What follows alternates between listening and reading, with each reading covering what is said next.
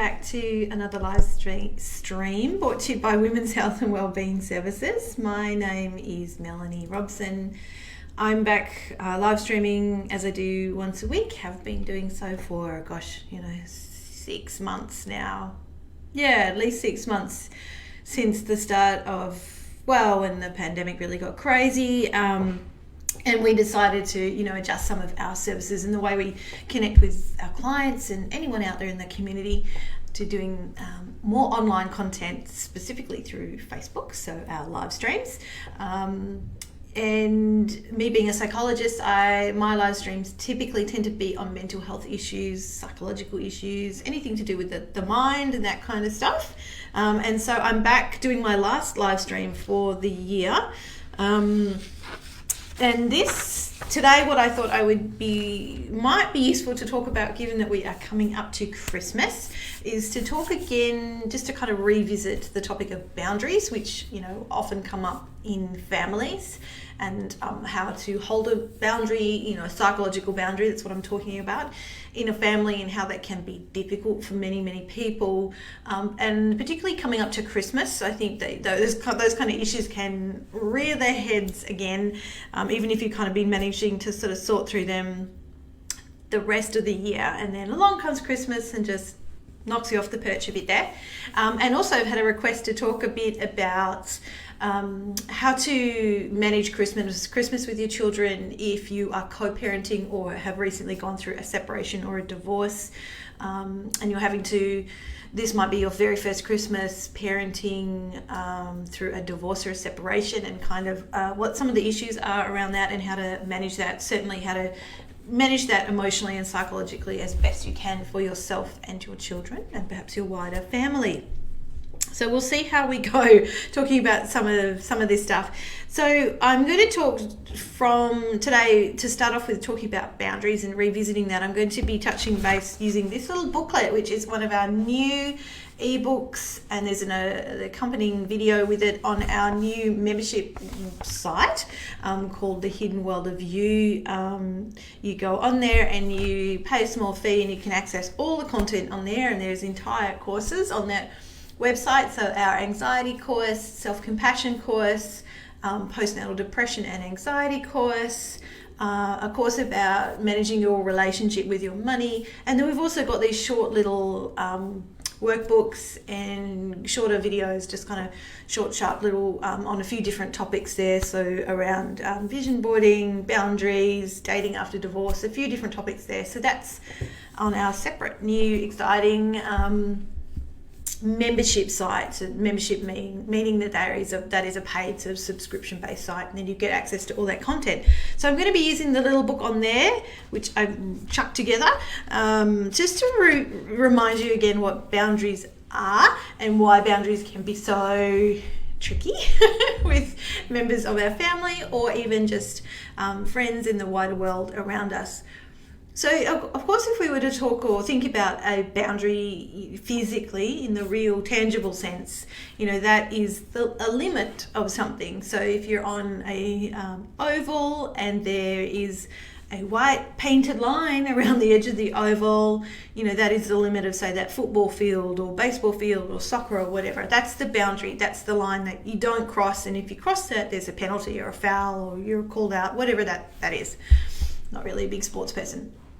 So, or a wall or a fence, if we have a house, typically we have a fence or walls on the outside of the property, but sometimes it's useful to think of yourself, you as being a house, and the walls and windows of your house represent your boundaries. And for some people, they don't have very good boundaries in their own house, in their own sense of self. So the doors are open, the windows are open, the gate is kind of broken. Everyone's kind of coming and going as they like. So everyone in your life perhaps comes and goes, and you might feel a sense of intrusion or resentment or kind of guilt, because you don't have very good boundaries and you find it difficult to say no. So you find it difficult to shut your windows, shut your doors, shut the gate and say no.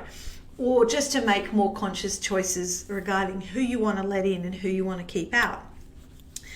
On the flip side, some people have very, very strong and what we would call rigid boundaries. So if we were to, again, picture a house, so they might have like a fortified wall around their house and fully closed windows with like roller shutters and like padlocks and like there's no, security screens, there's no getting in there. So that's kind of the other extreme where somebody's very walled off, very closed off, and they won't let anyone into them, and they will not give an inch, and they will not negotiate or sort of demonstrate any flexibility in relation to their personal boundaries. So I quite like the house metaphor. I find being able to visualize things kind of useful, and you can also print that out and see that and draw that for yourself if you want, or for children to teach them about what boundaries are.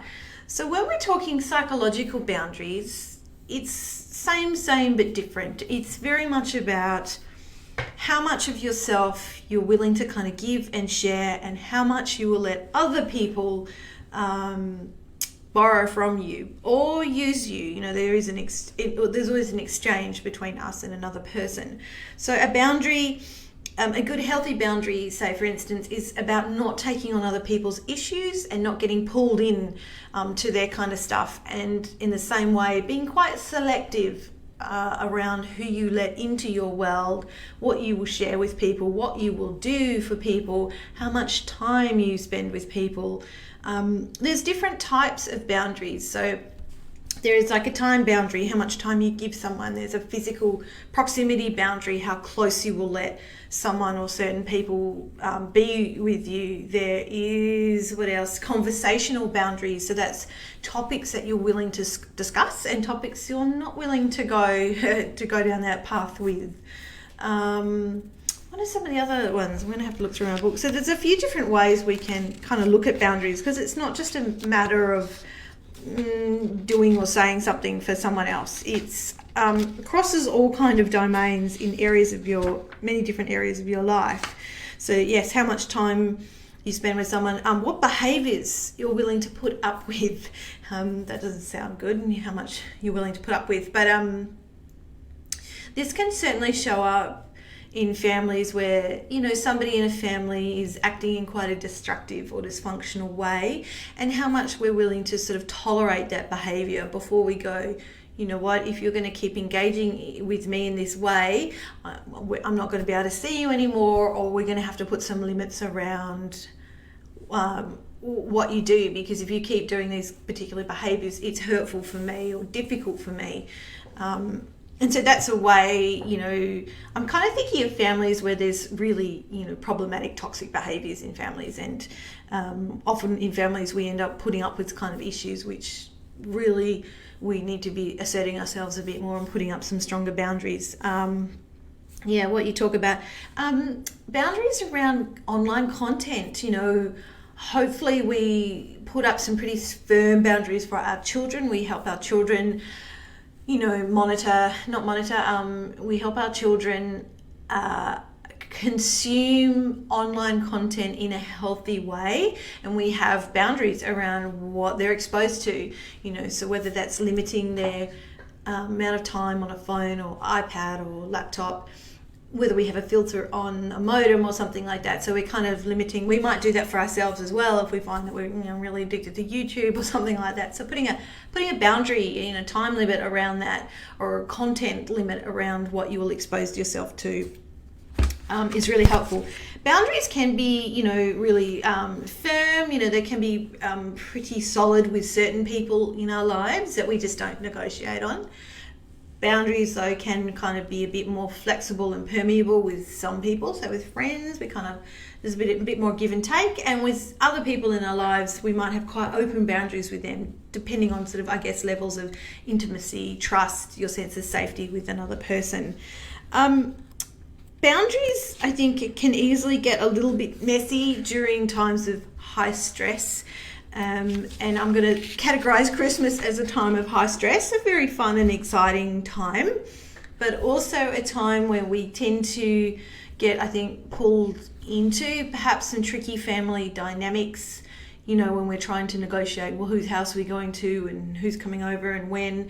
And I think that can be even more difficult if you've got, your parents are long separated and your partner's parents are separated, and then what happens if you're separated as well, and suddenly there's like 5 different households to go to in one day. That can be really difficult too if there's kind of warring family members, for want of a better word there. So if there is some kind of conflicted or toxic relationships in a family, and this is where boundaries can get messy, because if you're trying to sort of negotiate, well, we're going to go to, the father-in-law's house, but then the mother-in-law or the mum on the other side of their family gets very upset about that, and then might try to pull you into some of her distress. And of course, in a situation like that, somebody might feel distressed.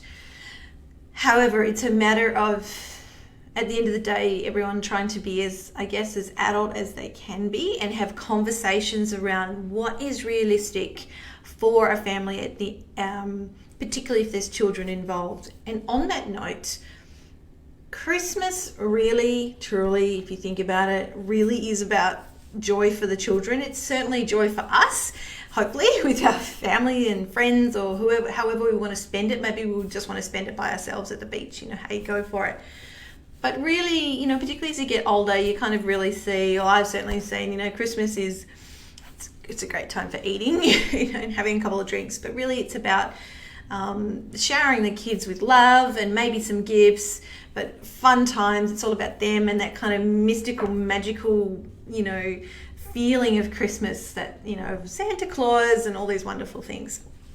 And so if we remember that, and we remember the point of Christmas is about joy, it's about sharing and giving. And so to work out, what is actually going to be best for children, the children in our lives. That is also, extremely important and worthwhile when a couple is going through a separation and a divorce, and there can be such a wide range of experiences with that. There can be some separations that are pretty smooth, they're still, the two parties are still talking and able to negotiate and work out, custody arrangement and parenting plans, and have good conversations with each other still about, how they're going to go about reconfiguring their lives. Of course, for other couples, that is just a distant kind of dream, and there might be lots of conflict, lots of disagreements. Obviously things haven't gone right at some point and continue to not go right if they've decided to separate.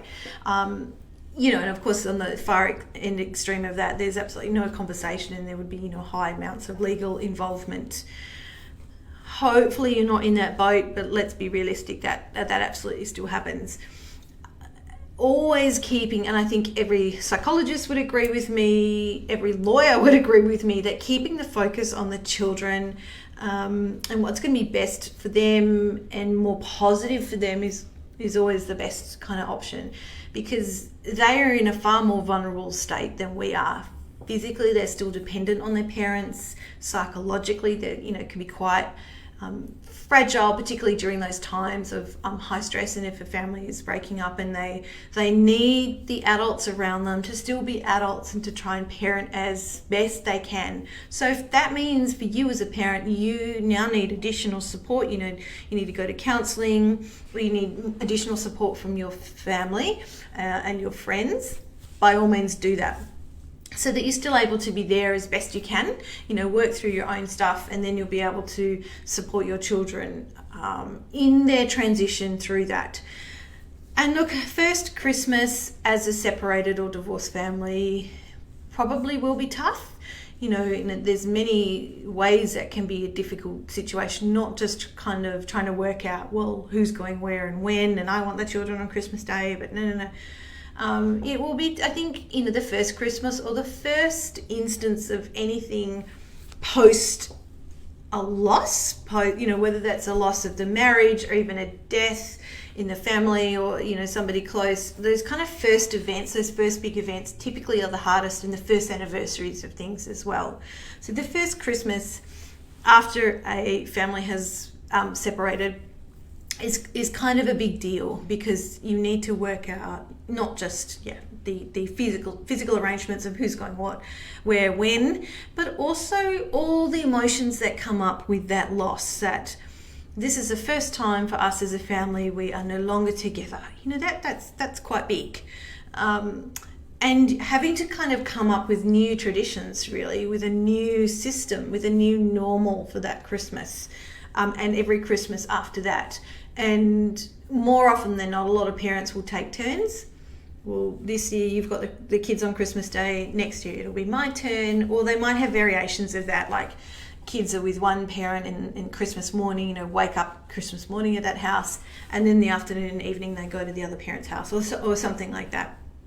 And again, obviously there needs to be some level of conversation or agreement about that, whether you're able to still communicate with your partner and work that out, or you kind of need to go, have more formal structures in place, like some sort of agreement or parenting plan, or even some lawyers kind of having conversations around that.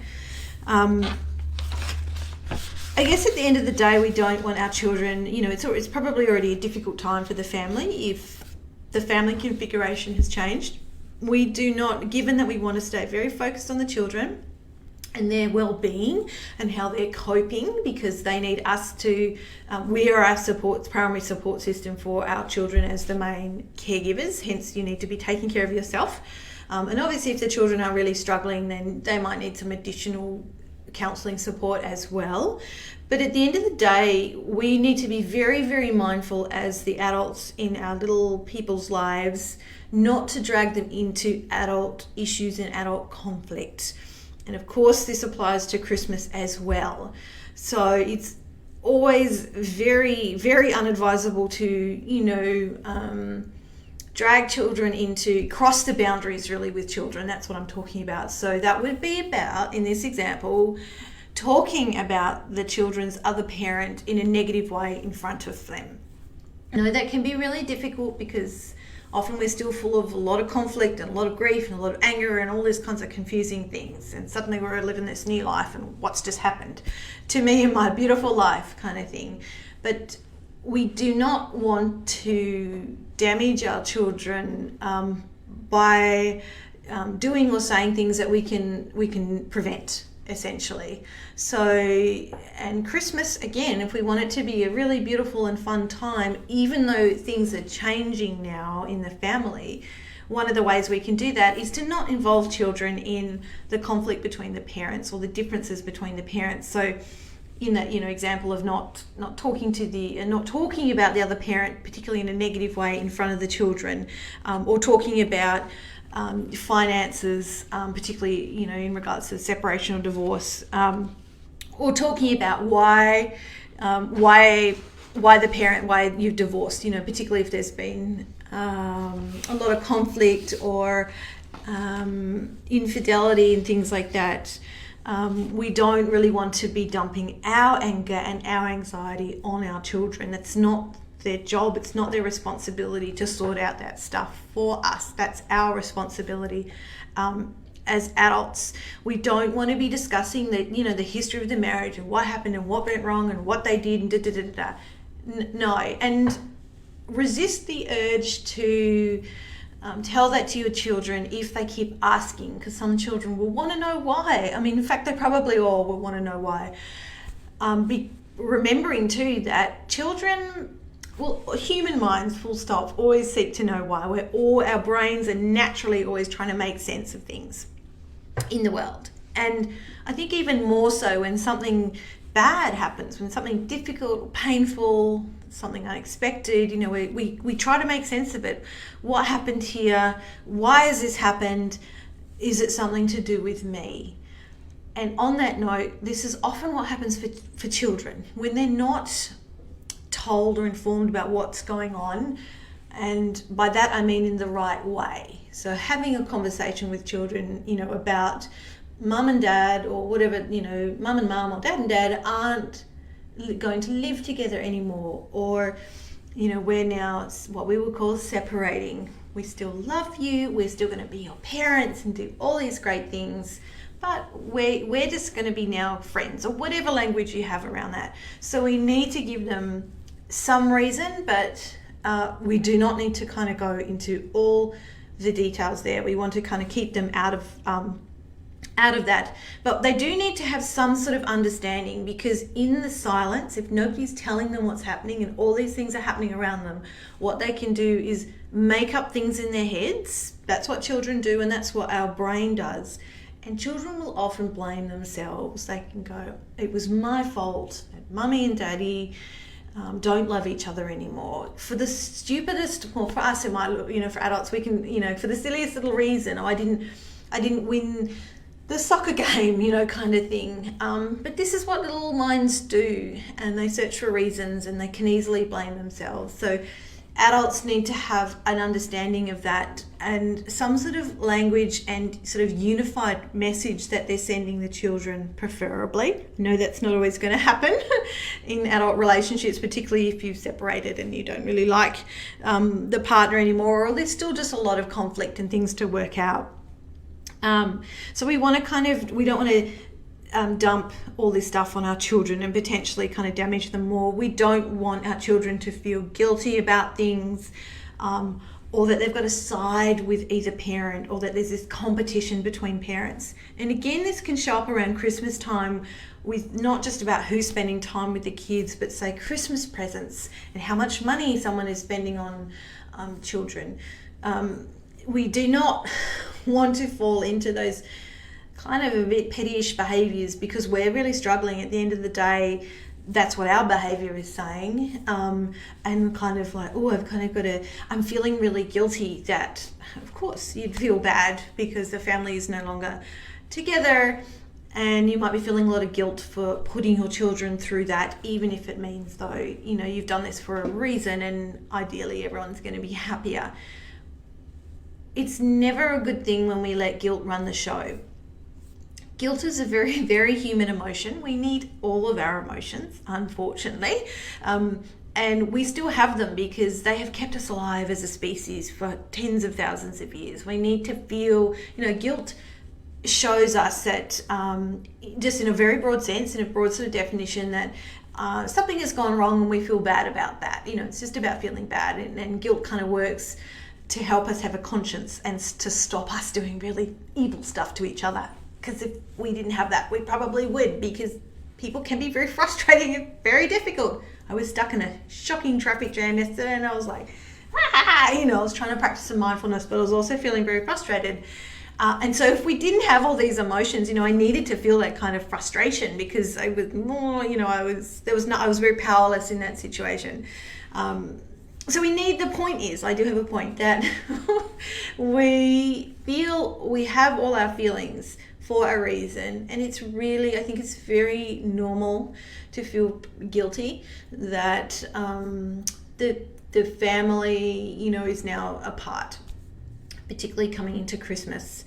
We don't want that guilt to run the show, okay? So we don't want that guilt to not make us, because we're still choosing to do that, but if we're letting guilt kind of run through our veins, we might be going out there buying all these crazy gifts for our children when all they really want is time with us, or we're trying to outdo our partner. That's never a good idea. And we would, I would encourage you to examine what's going on for you if you've kind of found yourself in that emotional space there. Christmas too, when you are a newly kind of separated family, I think can bring up lots of feelings, not just of guilt, but also a lot of sadness and a lot of grief, especially if it's the first Christmas. Like I said, you're having to kind of reconfigure your family. You've got to come up with new family traditions, new family norms. You have to evolve as a family, because no matter what, you are still a family. It's just looking different now. Everyone's, say, not under the same roof. So you're going to have to kind of move and evolve as things move and evolve. You do have to honour yourself in that process and the grief that may be coming up. So on that note, if this is a Christmas where your children aren't with you, and it's the first day the first Christmas without your children, you need to have a bit of a plan for yourself. If in fact being alone, you think you're going to be okay with that, that's great. But if you kind of suspect that that's going to be very painful for you, and very sad and maybe quite lonely, and you'll be really wishing you were with your kids, you're going to need to have something else, catch up with some friends, do some volunteer work. There's the Christmas in the, who is that? I think it's Mission Australia, have the big Christmas in the city for homeless people. And you can go and volunteer or something like that. I'm talking about Perth, Western Australia. Our service is based here, but every big city would have something like that. So you need to have a bit of a plan so you don't fall in a huge hole on Christmas Day if it's your first Christmas without your children. If you're in a space in your family where you think, you know what, even though we're not together anymore, I think we can have a Christmas together. Everyone can kind of adult up in that way and still have really, quite calm and pleasant conversations with each other. That's great. Of course there's nothing wrong with doing that. You just want to be mindful of not giving the children false hope that you're getting back together, or that, we're actually not separating, all these kinds of things. So if you go down that path, by all means do it, but just make sure the children are aware. You're still going to need to have a conversation that we're still not together. Mummy and Daddy are no longer together anymore. We still live in separate houses if that's what you're doing. But on Christmas we're going to come together and have a date together. But at the end of the day, we're still going our separate ways, or something around that, because we don't want to kind of kid our children that something is not happening when it is. So you're going to need to kind of, work on that, I guess, around what's that going to look like. And I guess the sooner, what are we now, the 9th of December, so the sooner you can get onto making arrangements for Christmas Day with various families and family members, the better. In terms of boundaries with families on around Christmas, particularly, separating and divorced families, if you have made some pretty formal and structured arrangements around who's got the children, what days, just generally, and also coming into Christmas, that's good, because they're actually kind of, like legal boundaries, legal limits around what's happening, who's it happening with, when is it happening, how's it happening, and there's kind of very clear, written guidelines around that. Or you might have had just some conversations with your partner, whether you've actually spoken about that on the phone, God forbid, or texted that or emailed that about each other. And so when you've kind of done that, you've set a boundary, you've set a kind of a little rule, a little limit around this is what's happening on that particular day. Boundaries get pushed or challenged when somebody pushes or challenges them. So when somebody says, look, I know we made that plan on Christmas Day, but now my sister wants to catch up with her husband's family's aunts or whatever, and actually, can I have the kids on Christmas Day? This is when boundaries can start to get messy, and a lot of emotion can come up there. For boundaries to work well, they need to be respected by other people, and sometimes they're not, particularly if you've been a person who's struggled with maintaining good boundaries for yourself over the years, and now you're trying to put them in place. Other people might find that really difficult because they're used to you not having good boundaries. They're used to you saying yes all the time. They're used to kind of using you. They're used to perhaps manipulating you. They're used to you not being very assertive, being able to play on your emotions a bit. And if you're turning around now and going, you know what, I'm not going to do that anymore. I want to do what's right for me and all my children first. You may experience a bit of backlash about that, and that's very, very common, because, particularly in families. Families kind of unconsciously have different roles. Different family members have kind of roles. Somebody might be the black sheep or the scapegoat or the golden child or the wayward child or something like that, even well into adulthood. Or the daughter Susie, she's the one that does everything for everyone. And if Susie turns around and goes, no more, I'm going to start saying no. And I'm not going to be putting up with this kind of behaviour anymore. There can be a bit of kickback from those family members about that. At the end of the day, their emotions, that's their problem. Their feelings is their problem. Their thoughts, their feelings, their behaviors. We can't control any of that. We can barely control any of that within ourselves because our thoughts are very automatic and our feelings come and go. Perhaps we've got a bit more control over our behaviors and our actions. That's where our power lies, but not with anyone else, really. So maintaining boundaries, particularly on Christmas Day or around Christmas time, particularly if you're separated and you have to work out some kind of child custody arrangements around that, can be really difficult, particularly if one parent is wanting to push the boundary or change the plans. The more you're able to, I guess, honour and respect the boundaries and for the other party as well, the better. The better for everyone, the more calm and the more clear our things are. We really want to have things as clear and as clean as possible. And if the adults aren't able to be in that space, and that's totally understandable, well, that's why we would go and get, have mediation or work out a parenting plan or eventually start to engage a lawyer, have something much more concrete so that there's clear lines in the sand, there's clear limits and there's clear set of sort of instructions about what we're doing on that particular day. When you have those kind of formal legal things in place, it is kind of easier, although, we don't want to get to that point, but let's be realistic, sometimes they need to be in place. And when they are there, when they're broken or pushed or breached in some way, it's instantly clear what's happened. And then we kind of know some steps to take. Okay, they're really pushing me here. We have agreed to this. Now they just want to change the rules. What do I need to do about that? Kind of clear steps. And even if there isn't kind of legal options in place, you might still be able to have a conversation with your partner about that to try and be a bit flexible or a little bit reasonable. But if you're not in that space with each other, completely understandable, then what does that mean for you and what do you have to do for yourself and your children in that scenario? I think there can be a lot of resistance to taking things up a level and having to go and see a lawyer or engage in some mediation. I think none of that stuff is fun. It's highly emotional. It's very stressful. It can be very, very expensive depending on what you're doing and who you're seeing, of course. Nobody wants to go down that path, and that's why now the first step for pretty much all couples is mediation. The courts certainly discourage any family ending up in the family in front of in the family court system, because that that can be very time consuming and expensive and stressful, all those things I mentioned before.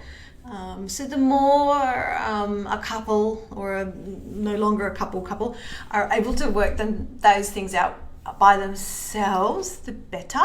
But like I said, that may not always be possible. But no matter what, we do want to try and have some pretty good, clean and clear boundaries, not just with our family members on Christmas Day, but with our ex, if we're having to negotiate and navigate this new kind of world, this new territory of Christmas as a separated family, and then, sometimes that can have such an added burden too, because if, say, on Christmas, typically you and your partner and your children would always go to, two different, a family on your partner's side and a family on your side, or people would come to your house.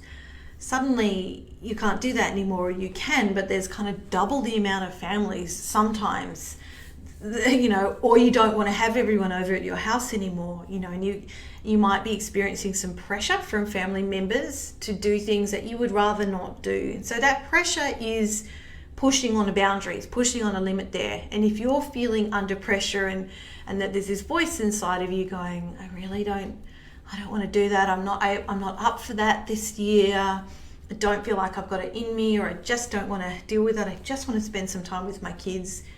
It's so important to listen to that, to do that and honor that within yourself, even if that means you're going to be upsetting other people. And this is what can happen when we set firm boundaries and when we start to change things. And this is what puts people off, having firm boundaries, even though when they don't, they're left feeling pretty angry and used and resentful and all these things.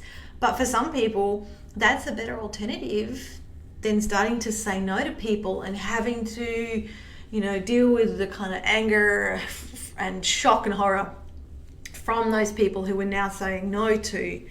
But at the end of the day, what's more important, you and your needs or everyone else's needs? And remember, we're not responsible for what other people think or feel or do. That is entirely their responsibility. No matter how much people try to push that on you or project their stuff on you, you're making me feel bad. Why are you making it so difficult? All I'm asking is for you to just say yes to this one thing. That's all quite manipulative talk. And if you're in a family where there's some pretty funky boundaries, you might be quite familiar with that talk, or this kind of emotional blackmail or guilting you into things. That's some funky boundary stuff going on right there. If that's already going on, you would already know that things are tricky in your family. There might be enmeshments where things are too close in family members. And again, this can happen between parents and children, where the parents overly involve their children in stuff that's nothing to do with them. It's not their problem, it's not their responsibility. But when parents kind of shove that responsibility onto children, and even sometimes, teenage or adult children as well, and want them to be like a confidant, and I'm just going to tell you all my feelings and all my issues and all these kinds of things, it's not appropriate. And we really want to have much more, obviously, healthy relationships in families. Or you can have families, instead of this kind of overly close thing kind of going on, sometimes that can show up too, I think, in couples where, say, a mother or father-in-law or mother-in-law is very close with, your partner, say, and that's kind of the dominant relationship rather than you and your partner. There might be a bit of enmeshment and some issues going on there.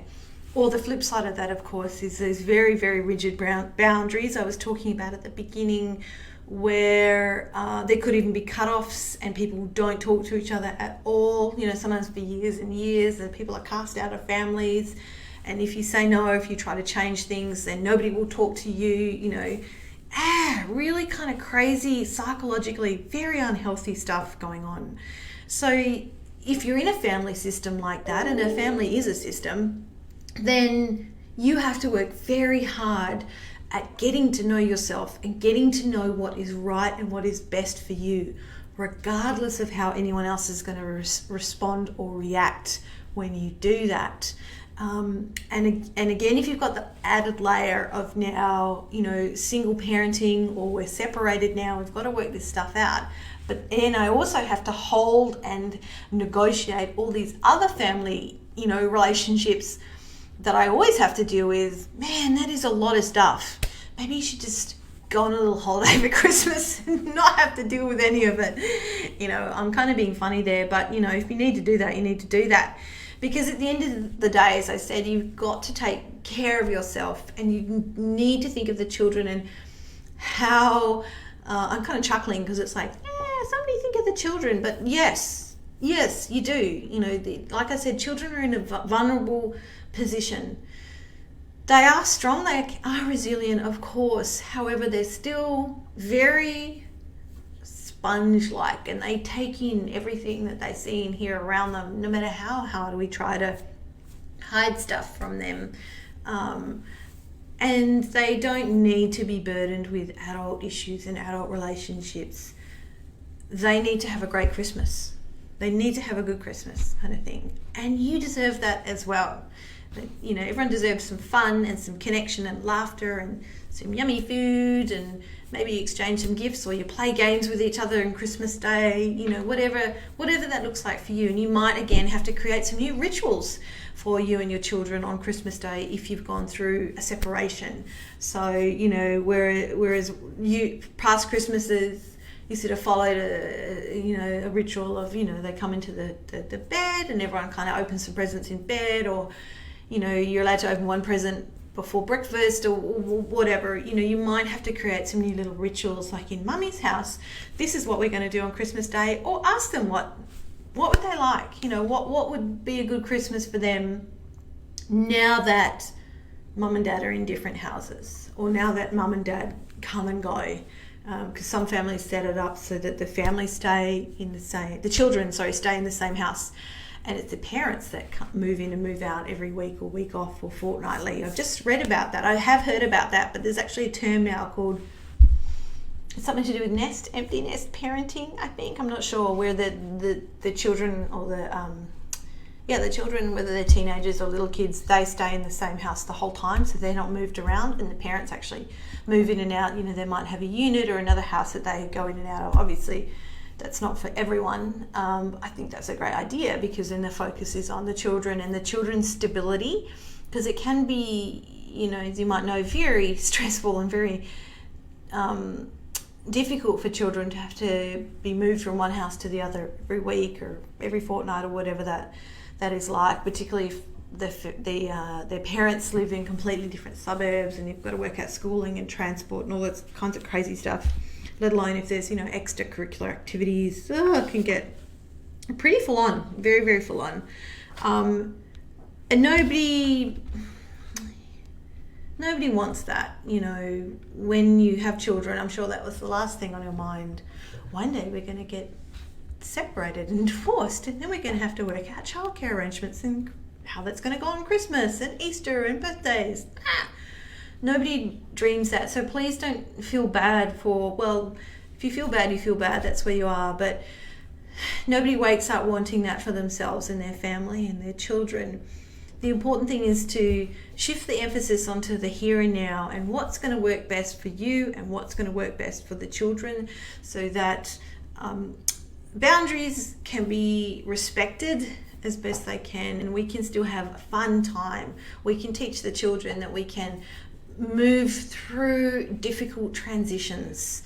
We can feel our sadness, we can feel our anger, we can feel our fears and anxieties around the changing family unit, but we can get through that as well, and we can have something on the other side that is completely different, but still awesome, still loving, still connected, still all the good things, so that at the end of the day everyone can have a great Christmas.